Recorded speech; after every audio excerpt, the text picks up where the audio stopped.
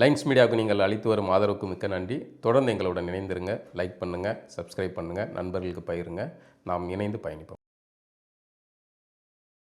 Lines media Tamil உறவுகளுக்கு வணக்கம். இன்றைய அரசியல் நிகழ்ச்சிக்கு தங்களை அன்போடு வரவேற்கிறேன். வணக்கம். வணக்கம் சின்னா. அப்போ விஜய் அவர்கள் பதவியேற்கிற இந்த நிலையில் திமுக இவ்வளோ நாள் கொள்கை, கோட்பாடு, சித்தாந்தம் அடிப்படையில் கட்டி ஒரு வார்த்தை விட்டீங்க, பாசிச பாஜக பூந்துரும் அப்படின்னு சொல்லி வந்த திமுக கூட்டணி இன்னைக்கு உடைஞ்சிருக்குது. அதிகாரப்பூர்வமாக காங்கிரஸ் வெளிப்படுத்திருக்காங்க. இந்த கூட்டணி உடைப்பு நீங்கள் எப்படி பார்க்குறீங்க? கூட்டணி உடைப்பு என்ன, இது வழக்கமான ட்ராமாக்களில் ஒன்று. ஏற்கனவே இவர்கள் 2013 நினைக்கிறேன், அப்போ 2009 இனப்படுகொலை நடந்த பீரியடு. அப்போ கூட்டணி விட்டு போகலை. அந்த கூட்டணி தொடர்ந்தாங்க. நாடாளுமன்ற தேர்தலில் ஜெயித்தாங்க. அப்புறம் சட்டமன்ற தேர்தல் வரப்போகுது, அடுத்த நாடாளுமன்ற தேர்தல் வரப்போகுதுன்னொன்னே திரும்ப சேர்ந்துக்கிட்டாங்க. அப்படி ஒரு மாறி மாறி பரஸ்பரம் கழி ஊற்றிக்கிட்டது. அவர்கள் தேவையற்ற சுமைகள்னு இவர்கள் சொல்வதும், மாறி அவர்கள் இவர்களை திட்டுவதும், பட்டாசு போட்டு வெடித்து கொண்டாடியது, இதெல்லாமே நடந்தது அந்த சமயத்தில், கருணாநிதி இருக்கிற சமயத்தில். பிறகு திரும்ப 2016 தேர்தலில் திரும்ப நாங்கள் இது சூழலுக்காக சேர்ந்துக்கிட்டோம் அப்படின்னு சேர்ந்துக்கிட்டாங்க. மொத்தத்தில் இது ஒரு சந்தர்ப்பாத கூட்டணி தான். அவர்கள் மாறி இவர்கள் கூட எதுக்கு சேர்ந்துருக்காங்க, இவங்க அவங்க கூட. பொதுவாக தேர்தல் கூட்டணிங்கிறதே சந்தர்ப்பாத கூட்டணி தாங்க. அங்கே என்ன கொள்கையாக இருக்குது, ஒரு கோட்பாடும் கிடையாது, கொள்கை. சும்மா ஒரு ஏதாவது ஒரு வார்த்தையை பிடிச்சிக்கிட்டு பாஜக பூந்துரும், மதவாத சக்திகள் இங்கே நுழைவதை தடுப்பதற்காக நாங்கள் ஓரணியில் நிற்கிறோம், இதெல்லாம் ஒரு டேக்லைன் போட்டுக்கிட வேண்டியதான். அப்படி இவ்வளோ நாள் போட்டுக்கிட்டு ஓட்டிக்கிட்டு இருந்தாங்க. திமுக முதுகில் ஏறி சவாரி செஞ்சு, காங்கிரஸுக்கு பொறுத்த வரைக்கும் தமிழ்நாட்டில் ஒன்றும் கிடையாது, 1% கூட கிடையாது நினைக்கலாம். வாக்கு அது குறைஞ்சுதான் இருக்குது. அந்த காங்கிரஸை தூக்கி சுமந்தது திமுக. திமுகவுக்கு மத்தியில் ஏதாவது போயிடலாம் அப்படின்னு ஒரு ஆசை இருந்தது. அதுவும் நடக்கலை. மோடி புண்ணியத்தில், EVM புண்ணியத்துலையும் அது நடக்கலை. இப்போ தேர்தல் முடிவு வந்துச்சு, விஜய் தான் இனி அப்படிங்கிறத முடிவு பண்ணிட்டாங்க. அடுத்து நாடாளுமன்ற தேர்தலில் விஜயை வச்சு நம்ம இங்கே அறுவடை வரலாறுல இடம் பிடிச்சிருக்காங்க காங்கிரஸ், தெரியுமா? ஆமா, வருங்காலங்களில் தாவேக்கா ஆட்சி அமைச்சிச்சுன்னா தாவேக்காவுக்கு முதல்ல கூட்டணி கொடுத்து நாங்கள் உயிர் கொடுத்தோம், நாங்க தான் அப்படின்னு பேசுவாங்க. அமைச்சரவையிலையும் இடம் கொடுக்கறதுக்கான வாய்ப்புகள் இருக்கு. இதெல்லாம் நடக்குது. ஆளுக்கு முந்தி போயிட்டாங்க. இதுதான் கணக்கு. இதுதான் அடுத்து வரப்போகிற நாடாளுமன்ற தேர்தலில் விஜய் தலைமையிலான கூட்டணியில் காங்கிரஸ், மற்ற விசிக, கம்யூனிஸ்டுகள்லாம் சேர்ந்து தேர்தலை சந்திப்பது, திமுகவை பழி கொடுப்பது, தனித்து விடுவது, சோழி முடியுது. நாங்கள் நட்பாக தொடருவோம் அப்படின்னு சொல்கிறது தான். 4 வார்த்தையை சேர்த்து சொல்கிறது தான். இப்போ ஏற்கனவே இவர்கள் வண்டவாளம் இதே மாதிரி தான் இருந்தது. இப்போ தாவேக்கா வருது. தமிழ்நாட்டில் இந்தி திணிப்பு அந்த போராட்டத்துக்கு பிறகு சோழி முடித்து அனுப்பப்பட்ட காங்கிரஸ் மீண்டும் விஜயின் புண்ணியத்தில் உயிர் தெழுகிறது. இது ஒரு ஆபத்தான அறிகுறி. தமிழ்நாட்டில் துடைத்தெறியப்பட வேண்டிய கட்சிகள் காங்கிரஸும் திமுகவும். 2009 இனப்படுகொலையின் சாட்சியாக இந்த ரெண்டும் தமிழ்நாட்டில் இருந்த தடம் இல்லாமல் அழிந்திருக்க வேண்டிய கட்சிகள். ஆனால் தமிழர்கள் எதிராக செயல்படுறார் விஜய் அப்படின்னு எடுத்துக்கலாமா? இல்லை, அதை அப்படி தான் எடுத்துக்க முடியும். இந்த சூழலை பார்க்கும்போது இப்போ ஆதரவு வாங்குறார். காங்கிரஸ் கிட்ட இருந்து ஆதரவு வாங்குறது வேற, ஆதரவு கொடுக்கறது வேற. அதே சமயம் உங்களுக்கு ஆப்ஷன் அதிமுக தரப்புல ஆப்ஷன் இருக்கு அப்படின்னா நீங்கள் அந்த இதை பயன்படுத்திக்கலாம். ஆனால் விஜய்க்கு அப்படியான எந்த இதுவும் கிடையாது. ஏன்னா 2009 காலகட்டத்திலேயே கூட அவர் இந்த சம்மந்தமான இதுக்கான கோரிக்கைகள்லாம் எழுப்பப்பட்ட போது கூட அவர் பெரிதாக ஆர்வம் காட்டியது கிடையாது. ஒரு தனியாக ஒரு இது நடத்தினார்னு நினைக்கிறேன். ஆனால் இதில் பெரிய அளவில் ஒரு தீவிரம் காட்டியதில்லை. ஏற்கனவே காங்கிரஸ் ராகுல் காந்தியை சந்தித்து பேசியவர் தான், கட்சி ஆரம்பிக்கிறது சம்மந்தமாக பேசியவர்கள் தான். ஏற்கனவே அப்போதெல்லாம் செய்தி வந்திருந்தது. அதன் தொடர்ச்சியாக தான் அவர்களுக்கு சாதகமான இப்போ சூழல் வந்திருக்கு. அதன் தொடர்ச்சியாக அவர்களுக்கு சாதகமான சூழல் வந்திருக்கு. விஜயுடைய ஆட்சியில் காங்கிரஸுக்கு பங்கு கொடுப்பது, அதே மாதிரி திரும்ப நாடாளுமன்ற தேர்தலில் காங்கிரஸோடைய ஆட்சியில் விஜய்க்கு பங்கு கொடுப்பது அப்படின்னு. எப்படி இங்கே விஜய் அலை வீசுது அப்படிங்கிறது நம்ம கண் கூட முடியும். நமக்கு பிடிக்கல. இதை ஒரு இனம், ஒரு தமிழினம் இப்படி ஒரு மட்டரகமாக ஒரு முடிவை எடுத்திருக்கு அப்படிங்கிறது நமக்கு உள்ளபடியே ஒப்புதல் இல்லை. ஆனால் களம் அப்படி மாறி போச்சு. இந்த இனம் அடுத்து அவ்வளோதான் அப்படிங்கிறத புரிஞ்சிக்க முடியுது. அது என்ன சொல்கிறதுன்னு தெரில. ரொம்ப வருத்தமாக தான் இருக்குது. ஆனால் களம் மாறிட்டு அப்படிங்கிறத நம்மளால் புரிஞ்சிக்க முடியுது. இனிமேல் காங்கிரஸ் இந்த காமெடி கூத்துகள் இதெல்லாம் நம்ம பார்க்க வேண்டிய சூழல் உருவாயிடுச்சு. இப்போ காங்கிரஸ் ஆதரவு கொடுக்குது. அடுத்து விசிகா கம்யூனிஸ்டுகளும் ஆதரவு கொடுக்க போகிறாங்க. 118 கிடைக்க போகுது. இது 3 கட்சி 4 கட்சின்னு சேர்த்து நம்ம நேற்று தான் பேசியிருந்தோம். இப்படி எடுக்கிறது போல அதிமுக கூட எடுக்கலாம். அது ஒரு பிரச்சனை இல்லை. ஆனால் அதிமுக கொடுக்குதா அப்படிங்கிற ஒரு கேள்வி இருக்குது. அதிமுக தரப்பில் கீழே எம்எல்ஏக்களுக்கெல்லாம் ஆசை இருக்குது, கொடுத்துட்டு நம்மளும் ஆட்சியில் பங்கு வாங்கிட்டு இருந்துக்கலாம் அப்படின்ட்டு. ஆனால் ஆட்சி செய்த நாம் ஆட்சியில் பங்கு வாங்குவதா அப்படின்னு எடப்பாடிக்கு உறுத்தலாக இருக்கும். ஆனால் எடப்பாடிக்கு உறுத்தி ஒரு பிரயோஜனம் இல்லை. ஏன்னா இனிமேல் எடப்பாடி ஜெயிக்க போகிறது கிடையாது. அதுக்கான வாய்ப்பு இல்லை. அது தெரியுது நமக்கு. மொத்தமாக ஒரு அலை உருவாகிருக்கு. அப்படிங்கும்போது வாய்ப்பு இல்லை. அப்போ இந்த சந்தர்ப்பத்தை பயன்படுத்தி அப்படி தொடர்றது ஒன்று. ஆனால் ஈகோ வந்து நாம் ஒரு பெரிய கட்சி, இத்தனை ஆண்டுகளாக இருக்கிற ஒரு கட்சி, நாம் போய் இவர்களுக்கு ஆதரவு கொடுக்குறதா அப்படிங்கிற ஒரு சூழல் இருக்கும். அப்படிங்கும்போது அதை அவர்கள் காங்கிரஸ் பயன்படுத்தி இப்போ நீங்கள் பரவலாக சொல்கிறாங்க விஜய் வாக்களித்துள்ள எல்லாருமே தற்குறிகள் அப்படின்ற ஒரு வார்த்தையை பயன்படுத்தினாங்க. அவங்க வந்து படிப்பறிகளை இளைஞர்கள் ஏதோ ஒரு ரசிக மனநிலையில் ஓட்டு போட்டாங்க அப்படின்னு இப்போ சொல்லிட்டாங்க. இப்போ ரசிகர் மனநிலையில் ஓட்டு போட்டாங்க விஜய் கட்சிக்காரங்க அப்படின்னு சொன்னாங்க. அந்த கட்சி கூட தான் காங்கிரஸ் இணையிறாங்க, அதுக்கப்புறம் கம்யூனிஸ்ட் கட்சிகள் இணையிறாங்க, இப்போ விசிகா இணையிறாங்க. இப்போ அதனுடைய பொருள் மாறுமா? அந்த இளைஞர்களை பக்குவப்படுத்துறதுக்கு இந்த கட்சிகள்லாம் பயன்படுமா? இவங்கெல்லாம் செல்லா காசுங்கிறனால தான் அவங்க விஜய் கிட்ட போனாங்க. இவங்க என்னத்தை பக்குவப்படுத்துறது இவர்களை போய்?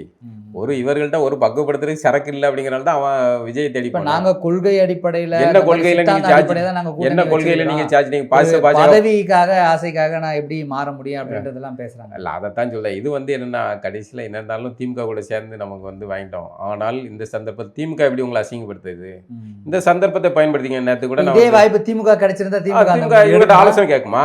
கூட்டணி கட்சிகிட்ட ஆலோசனை கேட்குமா? திமுக வந்து உடனடியாக அதை சந்தர்ப்பத்தை பயன்படுத்தும்ல. எப்படி பாஜக கூட சந்தர்ப்பத்தை பயன்படுத்தி அதிமுக கவுத்திட்டு வந்துச்சு, ஜெயலலிதா அம்மா தூக்கி பாஜக தொடச்சி விட்டு சோழியை முடிச்சு விட்டு வந்துச்சிங்க. பாஜக ஆட்சி முடிஞ்சிருக்கும், அதோட இந்தியாவுடைய வரலாறு மாறி இருக்கும். ஆனா ஓடி போய் ஆதரவு கொடுத்தது நீங்க தானே. அப்ப என்ன சொன்னீங்க? அது என்ன தீண்டத்தகாத கட்சியா, அந்த கட்சியா, அது இந்த இதா அப்படின்ட்டு என்னென்ன வார்த்தைகள்லாம் கருணாநிதி உருட்டினாரு. ஏன் கூட இருந்து 5 ஆண்டுகள் முழுமையாக அதிகார பலன்களை அனுபவித்து வெளியே வந்தவர்கள் தானே. அதுக்கப்புறம் வந்து அது இதுன்னு பேசிட்டு திரும்ப காங்கிரஸ். இன்னைக்கு ஈவு இறக்கம் இல்லாத திமுக வந்து பிஜேபியை வாழ வச்சுது. இன்னைக்கு இந்த மாதிரி கூட்டணி கட்சிகள் யோசிக்கிறாங்க, ஐயோ திமுக விட்டு நம்ம எப்படி போறது, அதெல்லாம் அப்படிலாம் யோசிக்கல. உங்களை வந்து அசிங்கப்படுத்தி அதுவும் இல்லாம கூட இடதுசாரி தோழர்களை அவ்வளோ அசிங்கப்படுத்தியது. அதுக்கு உச்சமாக வந்து திருமாவர்களை இன்னும் கடுமையாக அசிங்கப்படுத்தியது. அவர் போட்டியிடுற தொகுதியை திரும்ப பெற வைத்தார்கள். இன்னைக்கு பாருங்க, அவர் அதை கணிச்சிருக்காரு. வந்து களம் மாறப்போகுதுன்னு கணிச்சிட்டாரு. அதை கண்டுபிடிச்சிட்டாங்க, மோப்பம் பிடிச்சிட்டாங்க அவங்க. உடனே காட்டுமன்னார் கோயிலேருந்து அவர் ஒரு தலைவரை அந்த தொகுதியில் அவர் விருப்பப்பட்ட தொகுதியில் போட்டியிடாம தடுத்த. இன்னைக்கு அவர் போட்டியிடாருன்னா கூடுதலாக கிடைச்சிருக்கும்ல. அப்போ அந்த களத்தில் இருக்கக்கூடாதுன்னு எவ்வளோ சதி பண்ணாங்க. என்ன கேட்டால் திமுக பேசுகிற சமூக நீதி அரசியல் போலித்தனமானது, பொய்யானது, அயோக்கியத்தனமானது. அந்த அடிப்படையில் மட்டும் சொல்கிறேன். அது விஜய் பரவாயில்லன்னு சொல்கிறேன். விஜய் கிட்ட அரசியல் கிடையாது, இது கிடையாது, ஐடியாலஜி கிடையாது, எதுவுமே கிடையாது. ஆனால் விஜய் கிட்ட ஏதோ ஒரு வகை அவருடைய முகம் இருக்குது, விஷயம் சின்ன இருக்குது. அவர் இந்த விஷயத்தை சகஜமாக மாற்றி விட்டார்ல. இன்னைக்கு எவ்வளோ அட்டவணை பிரிவினர் ஜெயிச்சிருக்காங்க. கண்டிப்பாக திமுகவால் இவ்வளோ பெரியார் புண்ணாக்கு அது இதுன்னு பேச தெரிஞ்சில்ல. எந்த இடத்துலையாவது ஒரு பொது தொகுதியில் நீ நின்று சாட்சி கட்டினியா? இல்லை, உனக்கு துப்பு இல்லைல்ல. ஆனால் ஒரு நேற்று வந்து ஒரு சின்ன பையன் வந்து அதை செஞ்சு முடிச்சுட்டு வந்து உட்காந்துட்டான்ல. நீங்க அவ்வளோ அதை செய்யவே முடியாதுன்னு நினைச்சிருந்தாங்களோ திமுக? இல்லை, செய்ய முடியல, விருப்பம் இல்லை, செய்ய முடியாது. அவர்கள் நுணுக்கமான அரசியல் என்ன தெரியுமா? விசிகா திருமாவை அல்லது அட்டவணை பிரிவினர் சமூக பிரச்சனைகள் அதையெல்லாம் அசிங்கப்படுத்துவதன் மூலமாக பிற இடைநிலை சமூகங்களுடைய வாக்குகளை வாங்குவது. இதுதான் அது. திருமாவை அசிங்கப்படுத்துவது இதுதான் அவங்களுடைய ஸ்கிரிப்டே. திருமாவை அசிங்கப்படுத்தணும், இடைநிலை சாதிகளை வாக்குகள் வாங்கணும். திருமாவுக்கு பிளாஸ்டிக் சேர் போடணும், இடைநிலை சாதிகள் வாக்குகள் வாங்கணும். இப்படி கூடவே வச்சு அது வந்து அவருக்கே தெரிந்தே அவர் அசிங்கப்படுத்திக்கிட்டு இருந்தார். இப்போ இந்த சந்தர்ப்பத்தில் திமுக மூஞ்சில கரிய பூசுறதுக்கு திருமாவுக்கு ஒரு வாய்ப்பு இருக்கு, பெரிய வாய்ப்பு. நீங்க அப்பவுமே ஆதவர்ஜினா அப்பவே அம்பேத்கர் புத்தக வெளியீட்டுக்கு கூப்பிட்டாரு, நல்ல பெயர்கள்ல. எதுக்கு சார் நீங்க கூட்டணிக்கு இவ்வளவு பயப்படுறீங்க? கூட்டணி கட்சி உங்கள்கிட்ட பேச்சை கேட்டுட்டு ஸ்டாலின் நிறையா சந்திக்க போகிறாரா? ஸ்டாலின் உங்கள்கிட்ட கேட்டுட்டேப்பா நம்மளாம் கூட்டணியில் இருக்கோம், நான் வந்து இவங்களை சந்திக்க போகலாமான்னு கேட்காரா? எஸ்வி சேகர் அப்பாவுக்கு வந்து சாலை தெருக்கு பேர் வச்சார்ல, உங்கள்கிட்ட கேட்டாரா? பாண்டேயை பார்க்க போனார்ல, பாண்டே சங்கீன்னு தானே சொல்கிறீங்க, பார்க்க போனார்ல, உங்கள்கிட்ட கேட்டு போனாரா? நீங்கள் மட்டும் எதுக்கு சார் ஒரு புத்தக வெளியீட்டு விழா, அதுவும் ஆனந்தவுடன்கிற ஒரு பத்திரிகை நிறுவனம் நடத்துகிற ஒரு புத்தக வெளியீட்டு விழா, அதில் கலந்துக்கிறதுக்கு எதுக்கு நீங்கள் தடுமாறீங்க? முடிவெடுக்க முடியல, எண்ணத்தில் சிக்கியிருக்காருன்னு தெரில. பல பேரும் அவர் வந்து அடிப்படையில் நம்ம கொள்கை பின்னாக்கெல்லாம் ஒன்றும் கிடையாது. கொள்கை பின்னாக்குனா எதுக்கு வந்து அமித்ஷாவை பார்க்குறது எக்ஸில் போய் எப்படி போய் நின்னீங்க? எக்ஸ் காலில் அப்படி போட்டு போய் இப்படி வணக்க கூப்பிடு போட்டீங்க. அதெல்லாம் ஒன்றும் சும்மா வெளியே சொல்கிறதுக்கு. அது மற்றபடி இங்கே கொள்கைகள்லாம் ஒன்றும் கிடையாது. அவர் வந்து இந்த சந்தர்ப்பத்தை பயன்படுத்திக்கிடணும். ஆதவர்ஜினா அதுக்கு வாய்ப்பை அவருக்கு பிரமாதமாக உருவாக்கி கொடுத்தாரு. அதை பயன்படுத்த திரும்ப தவறினார். இல்லை என்றால் இன்றைக்கு தாவேகாவுடன் கூட்டணி சேர்ந்திருந்தால் காங்கிரஸே தேவையில்லை, இவர் துணை முதல்வராக இருப்பார். குறைஞ்சபட்சம் 20-30 சீட்டு வந்து ஜெயிச்சிருப்பாங்க. இந்த கூட்டமாக விஜய் முகத்தோட இவங்க முகமும் சேர்ந்து போயிருப்பாங்கல்ல. அந்த வாய்ப்பை நீங்கள் தானே இழந்தீங்க. பொது தொகுதியில் நின்றுக்கலாம். தராத திமுக கிட்ட பொது தொகுதி கேட்டு கெஞ்சினா. மன்றாடி கெஞ்சி இது வந்து இந்த நாடாளுமன்றத்துல அள்ளி ஒரு கொடுத்தாங்க. தொகுதிக்கு கெஞ்சினா. விஜய் அள்ளி கொடுத்தாப்புலங்க, அள்ளி கொடுத்தாப்புல போய் வாங்கிட்டு இது பண்ணிருக்கலாம்ல. எதுக்கு வந்து அவருக்கு நம்ம கூட கூட்டணி சேர வருவார்கள் இல்லையா, என்னென்ன ஆஃபர்லாம் உங்களுக்கு சொன்னாரு. கொடுத்தாப்புல. ஆனா அவருக்கு மட்டும் தானே கொடுத்துருக்காரு அவரு. எது? அவரு திருமாவுக்கு தான். மட்டும் தான் கொடுத்துருக்காரு. ஆமா, அந்த வாய்ப்பை அவர் வந்து என்ன பண்ணா, இவர்களுக்கு ஒரு வாக்கு வங்கி இருக்கு, அதை பயன்படுத்தலாம். ஏன்னா இந்த வாக்கு வங்கி தான் தனக்கான வாக்கு வங்கியாகவும் தெரியும் அவருக்கு தெரியுது. ஸோ அப்போ அதெல்லாம் இது திரும்ப டேமேஜ் ஆகக்கூடாதுன்னு நினைச்சிருக்கலாம். அல்லது இந்த 2 வாக்குகளும் கட்சிகளுடைய வாக்குகளும் சேர்ந்தா ஒரு பெரும்பான்மை அதே போதும்னு நினைச்சிருக்கலாம். ஆனா அந்த வாய்ப்பை விஜய் உருவாக்குனார், திரும்ப அப்போது தவற விட்டார். இனிமே தவற விடக்கூடாது அப்படிங்கிறத அவர் வந்து வாக்கு நிரூபிக்கல, அவர் ஒரு நடிகர் தான். இந்த மாதிரியான ஒவ்வொரு காலகட்டத்தில் நடிகர்கள் வருவாங்க, அவருக்கு பின்னாடி ஒரு வாக்கு இருக்கும் அப்படின்னு சொன்னாரு. ஆனா விஜய் அதை வந்து நிரூபிச்சு காட்டிட்டாரு, வாக்கு இருக்கு அப்படின்னு. இப்ப என்னன்னா, நம்ம தான் வந்து அந்த சமயத்துல RSS பெற்ற குழந்தை அப்படி இப்படின்னு ஏகப்பட்ட பாஜகவுடைய இயக்கத்துல இயங்குறாரு. இப்ப நீங்க எப்படி கூட்டணி வைப்பீங்க? இது கொஞ்சம் உறுத்துது.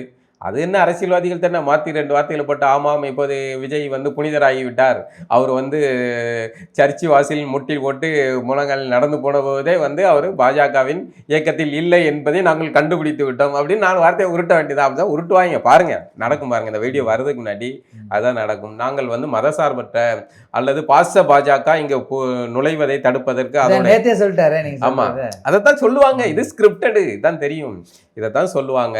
ஆதரவு கொடுக்கறதுக்கு இப்படிதான் செய்வாங்க.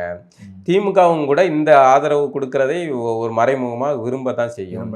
இதன் மூலமா இவர்கள் வந்து உளவாளிகளை உள்ளுக்குள்ள அனுப்புறது அப்படின்ட்டு ஒரு அவங்க பாமகவோ இல்ல அதிமுகவோ பிஜேபி சார்ந்த ஒருத்தரோ இவங்க வந்து உள்ள தாவேகால இணைந்து விஜய் கூட பயணிக்கிறதை விட நம்ம ஆட்கள் உள்ள இருக்கிறது நமக்கு நல்லதான ஒரு சோர்ஸ் தானே அது அப்படின்னு திமுக நினைக்கிறேன் அப்படின்னு நினைக்கலாம். அது எல்லாத்தையும் விட ஆதவர்ஜினா வந்து பேசுகிற அரசியல், அவர் விசிகள் இருந்தப்போ பேசினது, அவர் வந்து திருமாவை முதல்வராக்கணும்னு பேசினது, இதெல்லாமே இந்த சந்தர்ப்பத்தில் அவர் வந்து பயன்படுத்தலாம் அப்படின்னு நமக்கு தோணுது. அதை மூலமாக வந்து விசிகா இன்னொன்று உடனடியாக காங்கிரஸ் கொடுத்த மாதிரி விசிகா கடை இடசாரிகள் உடனடியாக கொடுக்காம இழுக்கிறது கொஞ்சம் வந்து பார்கென் என்ன இருக்குன்ட்டு. இந்த பார்கென் வெங்காயத்தை முன்னாடியே செஞ்சிருக்கலாம், அப்பவுமே செஞ்சிருக்கலாம்ல. அதிமுக தரப்புல இருந்துச்சு வாய்ப்பு. சரி, அதிமுக தான் பாஜக உள்ள புகுந்து. இது வந்து நிறைய பேர் சொல்றாங்க, நீங்க சொல்றத எப்பவுமே வந்து முந்திரி ஓட்ட மாதிரி முந்தின்னு ஓடக்கூடாது. கேட்டா கூட அந்த காங்கிரஸ் போய் கொடுத்துட்டாங்கல்ல, இப்ப கொடுத்தனால அதுக்கு டிமாண்ட் இவங்க மேலதானே இருக்குது. 10 நாள் இருக்கு, உங்களுக்கு 6 பேர் தேவைப்படுது அடுத்து, அப்போ வெயிட் பண்ணுவோம், நாள் இருக்குல்ல, அதனால அதுக்காக காத்திருக்கலாம். ஆனால் இதான் நடக்கும், இதான் இயல்பான கூட்டணியாக இருக்கும். ஆனால் இந்த கூட்டணியில் நமக்கு தமிழினத்தை சேர்ந்தவனாக ஒரு வருத்தம் இருக்குது.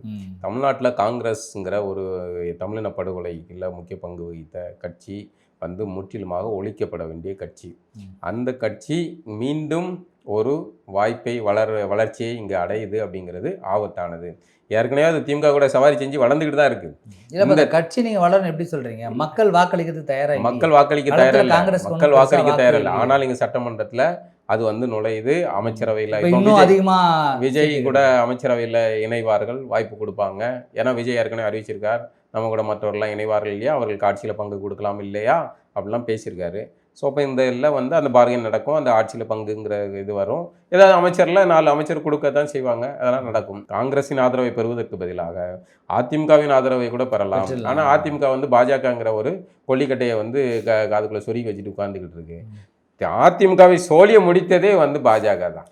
இந்த பாஜக இல்லை, இந்த பாஜக மட்டும் அதிமுக கூட கூட்டணி வைக்கல அப்படின்னா விஜய் அதிமுக கூட்டணி வந்திருக்கும், சீமான் அதிமுக கூட்டணி வந்திருக்கும். சரி, சீமான் தான் கூட்டணியே வேணான்ட்டு போய் விழுந்தாரு, அது இல்லை. இப்போ அதிமுக விஜய் விசிக அல்லது பாமக இப்படின்னு ஒரு கூட்டணி ஆயிருக்கும். பாஜக வந்து குறுக்கு படுத்து கிடந்து மொத்த வரையும் சேர விடாமல் எனக்கு அதிமுக சோழி முடிச்சிடல. இப்போ இது வந்து அதிமுக வெற்றி பெற வேண்டிய தேர்தல். அதிமுக அவங்க வந்து டைலூட் பண்ணணும் அப்படின்றது அவங்களுடைய அதிமுகவை சோழிய முடிக்கணும் அப்படிங்கறது தான் இது. அதை செஞ்சுட்டாங்க, கரெக்டா அவங்க நடந்துட்டே இருக்கு. பாதி பேர் தாவேக்கால போனோம், பாதி பேர் பிஜேபியில சேரணும். ஆமா, அடுத்தடுத்து வந்து அதிமுக இருப்பவர்கள்லாம் இங்க அணி மாறுவார்கள். இதெல்லாமே நடக்கத்தான் செய்யும், இதெல்லாம் பார்த்துக்கிட்டு தான் இருப்போம், நம்ம நடக்கத்தான் செய்யும். இனிமே வந்து அடுத்த சில ஆண்டுகளுக்கு 10 ஆண்டுகளுக்கு விஜயுடைய இதுதான் சாம்ராஜ்யம். அவருடைய ஆட்சி, இந்த ஆட்சி 5 ஆண்டுகள் கிடைத்திருக்க வாய்ப்பை அவர் சிறப்பாக பயன்படுத்தி விட்டால் அவர் எம்ஜிஆர் மாதிரி ஒரு அசைக்க முடியாத ஒரு இதில் தான் வருவார். இதான் கள நிலவரம். இல்லை, அதை சொதப்பினார்னா முடிஞ்சு போகும், அடுத்த இதுலேயே முடிஞ்சிடும். மக்களுடைய பிம்பம் வந்து அந்த அவர் மேலே வச்சுருந்த அந்த பிம்பம் வந்து தகர்றதுக்கான வாய்ப்பு இருக்குது. அதை சரியாக நடத்தினால் அவர் வந்து இந்த ஆட்சியை தக்க வைப்பார். வேற ஆப்ஷன் இல்லை. எடுத்தாப்புல இப்போ உதயநிதியை நிறுத்தியிருக்காங்க. அடுத்ததாக பார்த்தீங்கன்னா சீமான் சட்டமன்றத்துக்கு இந்த தேர்தலில் போகல, 31 வரைக்கும் காத்திருக்க வேண்டியிருக்கு. ஆனால் நாம் தமிழர் தம்பிகளிடம் அந்த உற்சாகம் அந்த வேகம் இருக்குமா அப்படிங்கிறது மனச்சோர்வு உண்டு பண்ணி இந்த தேர்தலில் நாம் தமிழர் சீமான் அவர்களோட இதுவும் அவருடைய தம்பி தங்களுடைய உழைப்பு அப்படிங்கிறது அபரிதமானது. அவங்களுடைய நம்பிக்கை வந்து சிதைக்கப்பட்டிருக்கு. அந்த நம்பிக்கை சிதைக்கப்பட்டது அப்படிங்கிறது நிச்சயமாக தமிழினத்தின் தோல்விதான். அது வந்து நிச்சயமாக ஒரு மகிழ்ச்சிக்குரிய அல்லது இதுக்கான அறிகுறி இல்லை. அது நிச்சயமாக தமிழினத்துக்கு தமிழ்நாட்டுடைய மக்களுடைய மனநிலை மிக மட்டரகமாக மாறி இருக்கு அப்படிங்கிறதோடைய சாட்சி தான் அது. தமிழ்நாட்டு மக்களுடைய மனநிலை மட்டரகமாக மாறி இருக்கு அப்படின்ற வார்த்தை என்ன எப்படி நீங்க நினைக்கிற ஒரு ஆட்களை சிஎம்மா இல்ல அதுதான் சொல்ல அப்படி முடியாது. நான் நினைக்கிற ஒரு ஆளை முடியாது. அதெல்லாம் எனக்கு மக்கள் நீங்க நினைக்கிற விஜய வெற்றி பெற செய்தாலும் விஜய வந்து ஒரு கட்டுப்பாடுக்குள்ள தான் வச்சிருக்காங்க, பெரும்பான்மை கொடுக்கல. அது ஒரு வகையில நல்லது, அது ஒரு வகையில நல்லது. ஆனால் எனக்கு அந்த தமிழினம் ஒரு திரை மயக்கத்தில் மீண்டும் போய் விழுவது அப்படிங்கிறது திரை மயக்கம்னு சொல்றீங்களா? ஒரு பொதுவா இந்த சந்தேகமா இருக்குது. ஏன் வந்து திரை மயக்கத்துல திரையில நடிச்சவங்க அரசியலுக்கு வரவே கூடாது? அரசியலுக்கு நீங்க எப்படி இல்ல ஒரு பொதுவா கேள்வி கேட்கிறேன். நீங்க ஒரு ஊடகவியலாளர், இன்னொருத்தர் வந்து ஒரு டிசைனர், ஒருத்தர் பெயிண்டர், அது மாதிரி தனக்கான வேலைகளை ஒவ்வொருத்தரும் செய்யறாங்க. அவர்களுக்கான களம் மாறும்போது நேரம் மாறும்போது அவங்க அரசியலுக்கு வரக்கூடிய சூழல் நிறையுது. இப்போ டிவிக்கிறவங்கெல்லாம் அரசியல் வந்துடுறாங்க, நிறைய நடக்குது. இப்போ விஜய் ஒரு படம் நடிச்சார், அவர் ஒரு திரைத்துறையில் வேலை செஞ்சார், போதும் அந்த வேலை செஞ்சது போதும், மக்களுக்கு சேவை செய்யலாம், அரசியலுக்கு வந்துட்டார். என்ன இருக்குது? டிவி தவிர டிசைனர், ஊடகவியலாளர், அவர் இவருன்னு நீங்க சொன்ன ஒரு பட்டியல் இருக்குல்ல, இந்த பட்டியலும் திரையில நடித்தவர்களுடைய இதுவும் வந்து ஒரே தராசுல இருக்கா? இல்ல ஏன் இல்ல ஒரே தராசுல இருக்கான்னு ஏன் இல்ல? அவருக்கு டிவில வேலை கிடைச்சது செஞ்சாரு, படம் நடிக்கிற வாய்ப்பு, படம் நடிக்கிற வாய்ப்பு கிடைத்தது. படம் பார்த்தோமா, தியேட்டர்ல இருந்தோமா, ரசிச்சோமா, அதோட தான் முடிஞ்சிருக்கணும். டீயை போனோமா, நில்லுங்க, டீ போனோமா, டீ கடைக்கு போனோமா, டீ குடிச்சோமா, வந்தோமா, 12 ரூபா கொடுத்தோமா, 15 ரூபா கொடுத்தா அதோட முடிஞ்சு போச்சு. இல்ல அவர் வந்து தேர்தலை போட்டிடுறாரு, எப்ப அவர் டீ கடைக்காரர் தேர்தலில் போட்டிடுறாருன்னு நம்ம வந்து அதை வந்து இது கூட்டமா போய் பாத்தீங்களா? கூட்டம் அதை நீங்க சொல்லக்கூடாது. அதுதான் சார், அதுதான் நம்ம எம்எல்ஏ ஆயிருக்காரா? திரை பிம்பம் அதுதான். டீ விற்கிறவர் எம்எல்ஏ இல்லைங்க, டீ விற்கிற எம்எல்ஏ இல்லைங்க, அவர் பிரைம் மினிஸ்டராகவே ஆயிருக்காரு. தமிழ்நாட்டுல கடை வச்சிருக்காங்க, எம்எல்ஏ ஆயிருக்காங்க, இது துணை முதல்வர் நிறைய ஆயிருக்காங்க, ஒன்றும் பிரச்சனை இல்லை. இப்போ அந்த மாதிரி பட நடிகர் வரதுல என்ன தப்புன்னு கேட்கலாம். அதைத்தான் சொல்றேன், அந்த திரை பிம்பத்துல தான் இந்த சமூகம் விழக்கூடாது அப்படிங்கிறதுக்காக மட்டும் தான் நம்ம சொல்றோம் இல்லையா? விஜய்ங்கிற ஒரு தனி மனிதர் அவர் வந்து அதிகாரத்துக்கு வருவது அப்படிங்கறது யாருமே இங்க எதிர்க்கவில்லை. ஆனால் இந்த திரை பிம்பம், இந்த கூட்டம், இது மட்டுமே தனக்கான இவ்வளவு பேர் ஓட்டு போறதுக்கு திரை பிம்பம் மட்டுமே காரணம். திரை பிம்பம் முதன்மையான காரணம். அடுத்ததாக திமுக மீதான வெறுப்பு. அந்த வெறுப்பை இந்த விஜய் வரவு வந்து சரியா அந்த வெறுப்பை அறுவடை செய்யறதுக்கான இன்னொரு மாற்று தலைவருக்கு ஏன் வாய்ப்பு கிடைக்கல? அதை தான் நான் சொல்றேன். மற்றவங்களுக்கு ஏன் அது நடக்கல? ஏன் அது சீமானுக்கு நடக்கல? ஏன் எடப்பாடிக்கு நடக்கல? ஏன் நடக்கல? இவர்களுக்கு நடக்காது. ஏன் இவர்களிடம் இல்லாத ஒண்ணு ஏன் விஜயிடம் இருந்தது? என்ன இருந்தது? அவரு நடிகர், கதாநாயகனா இருந்தாரு, திரையில பஞ்ச் டைலாக் பேசினாரு, மசாலா டைலாக் பேசினாரு, பறந்து பேசினாரு, மக்கள் விசில் வாய்ப்பு கொடுத்துட்டோம், ஜெயிச்சிட்டாரு, ஆட்சிக்கே வந்துட்டோம். ஜெயிச்ச பிறகு யாரும் வந்து அதை பத்தி எதுவும் பேசுறது இல்ல, இதே கிடையாது. அது வெட்டி வேலை, டைம் வேஸ்ட். அவரை உட்கார்ந்தாச்சு, மக்கள் தேர்வு பண்ணியாச்சு, இனிமே அவர் ஆட்சியை சிறப்பாக நடத்தல அப்படிங்கறத வச்சுதான் நம்ம விமர்சிக்க முடியும் இல்லையா? வேற எதுவுமே பேச முடியும். சரி, ஒரு குறுக்கிடா ஒரு கேள்வி. நீங்க சொல்ற மாதிரி விஜய் வந்து திரை பம்பத்தினால ஆட்சிக்கு வந்துட்டாரு, அரசியலுக்கு வந்தாருன்னு வச்சுங்க. இதே துறையில இருந்து சரத்குமார் வரலையா? விஜயகாந்த் வரலையா? டி ராஜேந்திரன் வரலையா? எவ்வளவு பேர் இந்த மாதிரி, கார்த்திக் வந்திருக்காரு, எவ்வளவு பேர் வந்திருக்காங்க, சிவாஜி வந்திருக்காரு, தமிழ்நாட்டுல நடிப்பு திலகன் எவ்வளவு பெரிய அரக்கன் வந்தாரு, உலக நாயகன் கமலஹாசன் வந்தாரு, யாராலையும் ஜெயிக்க முடியல, விஜயால மட்டும் ஜெயிக்க முடியுதுன்னா எப்படி காரணம்? அதான் விஜய்க்கு அவ்வளவு மார்க்கெட் இருக்கு. இந்த திரைப்படம் தானே விஜய்க்கு இருந்தது. அதான் மற்றவர்களுக்கு நடிகராக இருக்கிறவங்க எல்லாருமே 500 கோடி வாங்குறாங்களா? இல்ல. ரஜினி வாங்குறாரு, அப்படின்னு ஒரு எண்ணெய் வாங்குறாரு. எண்ணிக்கை எனக்கு அது இதாக சரி, தெரியல. ஆ. ஆனால் இது ஒரு பல 100 கோடிகளில் வாங்குறாங்க. வாங்குறாங்க சம்பளம். விஜய் அதே மாதிரி 100 கோடி வாங்குறாரு. சினிமாவில் இருக்கிற மற்ற நடிகர்களும் இவங்களும் ஒரே தர ஆசையிலையா இருக்கு? இல்லை. அளவுகள் மாறுது. அவர்களுக்கு மீதான ஈர்ப்பு, ரசிகர்களோட ஈர்ப்பு இதெல்லாம் சேர்ந்து தான் வாக்குகளாக மாறுது. அது மற்றவர்கள் அந்த காலகட்டத்தில் இருந்தது வேற. நம்ம சரத்குமார், கமல் கூட வாய்ப்பு இருந்தது. கமல் தான் அங்கே டார்ச்சர் தூக்கிட்டு போய் அன்னாரி வளர்த்து வாசலில் உட்காந்துட்டாப் இல்லையா, அந்த வாய்ப்பு அதோட முடிஞ்சு போச்சு. அவருக்கு ஒரு ராஜ்யசபா எம்பி சீட்டு கிடைச்சதே. அப்பா போதும். அது என்ன அந்த பாடுபட்டது அந்த தருமி திருவிளையாடல் படத்துல தருமி சொல்லுவாங்கல்ல, சொக்கான்னு அந்த ஒரு ராஜ்யசபா சீட்டை வாங்கி விட்டு வரிசையா ரஜினியில் ஆரம்பிச்சு எல்லார்ட்டும் எப்பா இதப்பா ராஜ்யசபா சீட்டு அப்படின்னு வரிசையா கொண்டு போய் காட்டேன். இவர்கிட்ட சிஎம் போஸ்டா கொடுத்துருந்தா என்ன இருக்கும்? இதுதான் இது. என்ன நமக்கு இதுல ஒரு கெட்டதுல ஒரு நல்லது என்னன்னா, இந்த திமுக ஆட்சி தீய சக்தி திமுக அப்படிங்கிற வார்த்தை இப்போ இதை பரவலாச்சு. குழந்தைங்க முதற்கொண்டு எல்லாத்தையும் போயிட்டு ஒளிந்தது. அது ரொம்ப மகிழ்ச்சியானது. அடுத்தது இந்த ஜனநாயக சக்திகள் வந்து 2021 மே மாதம் வந்து அண்ணா அறிவாலய வாயசத்தில் புதைச்சிட்டாங்க. அதோட முடிச்சிட்டாங்க 21ல். அதுக்கப்புறம் அந்த ஜனநாயக சக்தியில் உயிர் தெளவே இல்லை. அதை அதோட சேர்த்து இந்த கோபேக் மோடின்னு ஒரு கருப்பு பலூன் பறந்துகிட்டே இருந்துச்சு. அதையும் வந்து அங்கே புதைச்சிட்டாங்க. இப்போ இந்த ரெண்டுகளும் உயிர் தெழுவதற்காகவாது இந்த விஜயுடைய வெற்றி பயன்பட்டது. இனிமே பாருங்களேன், பறக்கும் பாருங்க. இனிமே மோடி அதே மோடி தான் வருவாப்புல. கடந்த 5 ஆண்டுகளாக வந்தப்போ வர பறக்காத பலூன்கள்லாம் இனி பறக்கும். இதெல்லாம் பழக்கம். அட்ராசிட்டி பண்ணுவாங்க, வைப்பாங்க. இந்த கூட்டத்துக்கு நடுவில் விஜய் எந்த அளவுக்கு ஆட்சி நடத்த போறாருங்கிறது இருக்கு. அவ்வளோ நிம்மதியாக விஜய் ஆட்சி நடத்த விடுவாங்களா, இதெல்லாம் இருக்கு. ஆனால் என்ன பண்ணாலும், ஒருவேளை இந்த ஆட்சி பெரும்பான்மை இல்லாமல் கலைக்கப்பட்டாலும் விஜய் தான் மீண்டும் முதல்வர். அது இன்னும் அதிகமாக வாங்கிடும். அது வந்து அடுத்து பெரும்பான்மை. ஏன்னா ஏற்கனவே மக்களை பார்த்தோம். இப்போ நம்ம கூட கொஞ்சம் நினைச்சிட்டு இருந்தோம். 23க்கு முன்னாடி கூட 22ஆம் தேதி நம்ம ஒரு காணொலி போட்டோம். தேர்தலுக்கு முதல் நாள் காணொலி போட்டோம். காத்திருக்கிறது அதிர்ச்சின்னு போட்டோம். சரியா சொன்னோம். அதிர்ச்சி காத்திருக்கிறது. தமிழ்நாட்டுடைய களம் மாறப்போகுதுன்னு சொன்னோம். என்ன நம்ம அந்த களத்துல வந்து நாம் தமிழருடைய கருத்தியல் களமும் விஜயோடைய ரசிகர் களமும் இதாகும் அப்படின்ட்டு அந்த ஒரு இதில் வந்து விஜயோடைய ரசிகர் களம் வென்று விட்டது. நாம் தமிழருடைய கருத்தியல் களம் வந்து வீழ்ச்சியை சந்தித்து இருக்கிறது. இந்த இனத்துக்காக அந்த பிள்ளைகள் அவ்வளோ கஷ்டப்பட்டு போராடினார்கள். அவர்கள் வந்து உண்மையிலே ஆத்மார்த்தமாக நாம் தமிழருடைய மேல்மட்டத்தில் அவங்களுக்கு வந்து குளறுபடியோ விமர்சனங்களோ கூட இருக்கலாம். ஆனால் களத்தில் வேலை பார்த்த அந்த தம்பி தங்கைகளுடைய உழைப்பு அசாத்தியமானது. அந்த நேசம் அசாத்தியமானது. அவருடைய உழைப்பையும் அந்த விருப்பத்தையும் இந்த தமிழ் மக்கள் மீதான நேசத்தையும் நம்ம வந்து ஒரு காலமும் கொச்சைப்படுத்த முடியாது. இந்த இடத்துல அந்த பிள்ளைகள் ஜெயிச்சிருக்க வேண்டியது. அது நடக்கலை அப்படிங்கிறது உள்ளபடியே ஒரு வருத்தத்துக்குரியது தான். மற்றபடி இந்த திமுகவுடைய தோல்வி மூலமாக நிறைய இந்த எழுத்தாளர்கள், கருத்து கந்தசாமிகள், என்ஜிஓ போராளிகள் ஏகப்பட்ட பேர் தான் எல்லாம் லபோதிபோ என்னடா இப்படி ஆகி போச்சே. விருதுகள் இப்போ ஆளாளுக்கு ஒவ்வொரு போஸ்டிங், அப்பாயின்மெண்ட்டு போஸ்டிங், நம்ம காசு கவர்மெண்ட் காசுல அவருக்கு ஒரு போஸ்டிங், அந்த போஸ்டிங்க்கு ஒரு 2 லட்சம் சம்பளம், இவருக்கு ஒரு போஸ்டிங், இந்த அள்ளி கொடுத்து. ஆமா, ஒருத்தருக்குலாம் வந்து சமூக நீதி கண்காணிப்பு குழு தலைவர்னு ஒருத்தர் வந்து ஆமா போர்டு வேற கார் முன்னாடி அன்னைக்கு பார்த்தா கார்ல போர்டு இல்லை, தூக்கிட்டாங்க. ரிசல்ட் வந்தாலும் தூக்கியாச்சு. அப்போ என்ன ஆட்டம் போட்டீங்க. அந்த சமூக நீதி கண்காணிப்பு குழு தலைவர் ஒரே ஒரு கேள்வி கேட்க, தமிழ்நாட்டில் ஒரு கிராமத்தில் குடிநீர் தொட்டியில் குடிநீர் தொட்டியில் மலத்தை கலந்தான்.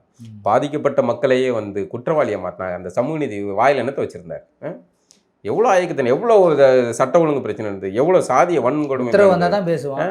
என்ன இதுக்கு வந்து அப்போ நம்ம காசில் கவர்மெண்ட் மக்களுடைய காசில் இவரெல்லாம் மஞ்சள் குளித்தார்கள். இது ஊற்றி மூடப்பட்டது அப்படிங்கிறது இன்னும் கூடுதல் மகிழ்ச்சி. நிறைவாக ஒரு கேள்வி. இப்போ தமிழ் தேசிய சிந்தனை, தமிழ் தேசியம், சீமான் மாதிரி வருவார் அப்படின்னு பார்த்தோம். அது உங்களுக்கு எந்த மாதிரியான மனநிலை இருக்குதுன்னு தெரியல. இப்போ ஒரு தமிழராக விஜய் அவர்கள் ஜெயிச்சு ஆட்சிக்கு வந்திருக்காரு. ஒரு தனி மனிதன், தமிழை தனியாக கட்சி ஆரம்பித்த ஒரு ஆட்சிக்கு வந்திருக்காரு. தமிழன் ஜெயிச்சிருக்காரு, தமிழ்நாட்டை ஆள போறாரு. நம்ம அவர் ஏற்கனவே எப்படி பாக்குறீங்க? ஆள போறான் தமிழன் அப்படின்னு பாட்டு போட்டாங்க அப்படின்னு வரிசையா அவர் அதை நோக்கியே தான் நகர்ந்திருக்காரு. எல்லாமே நடந்திருக்கு. ஒரு தமிழன் அதிகாரத்தில் இருக்கிறான், ஆனால் அந்த இயக்குவது யார் அப்படிங்கிற கேள்வி இருக்கு. இதை வந்து நாம் தமிழர் கொண்டாடலாமா? நாம் தமிழர் வந்து கொண்டாடலாமா அப்படின்னு கேட்டால், நம்ம வந்து ஒரு கருத்தியல் இயக்கணும். வெறுமனே தமிழர்னா அதே எடப்பாடியும் தமிழர் தான், விஜயும் தமிழர் தான். விஜய் இயக்க போகிற யார், விஜய் என்ன செய்ய போகிறார், தமிழினத்துக்கிட்ட தமிழினம் சார்ந்த ஒரு புரிதலோடு அவர் ஆட்சி நடத்துவாரா அப்படி என்றால் தாராளமாக வரவேற்கலாம். அந்த புரிதல் இருந்தால் அவர் வந்து அங்கிட்டு அவர் தான் வந்து ஏற்கனவே திராவிடம் ஒரு கண்ணு தமிழ் தேசியம் ஒரு கண்ணுன்னு வச்சிருக்காரு. அது ஒரு குழப்பம், எத்தனை இது இருந்தாலும் அது ஒரு குழப்பம். தமிழர் நலன் சார்ந்து அவர் இயங்கினால் அதை வரவேற்கலாம். அது இயங்குவாராங்கிறது கேள்வி, அவர் கூட இருப்பவர்கள் இயங்க விடுவார்களா அப்படிங்கிறது கேள்விலாம் இருக்கு. இந்த சந்தர்ப்பத்தில் வந்து தமிழர்கள் பெருவாரியா அவர் கூட வந்து இணைந்து அவருக்கு ஒரு கருத்தியல் ஆலோசனைகள் செய்தால் அது வந்து சாத்தியமாக. என்ன இருந்தாலும் முடிவு அவர் தான் ஜெயிக்க போறாப்புல. அவருடைய முகம்தான், அவருடைய சின்னம் தான், அதுதான் இத்தனை பேரை கொண்டு வந்து சேர்த்தது, வெற்றி பெற வைத்தது. முடிவு அவருக்கு இல்லை தான். மீண்டும் நல்ல நிகழ்ச்சி சந்திப்போம்னா. நன்றி. நன்றி.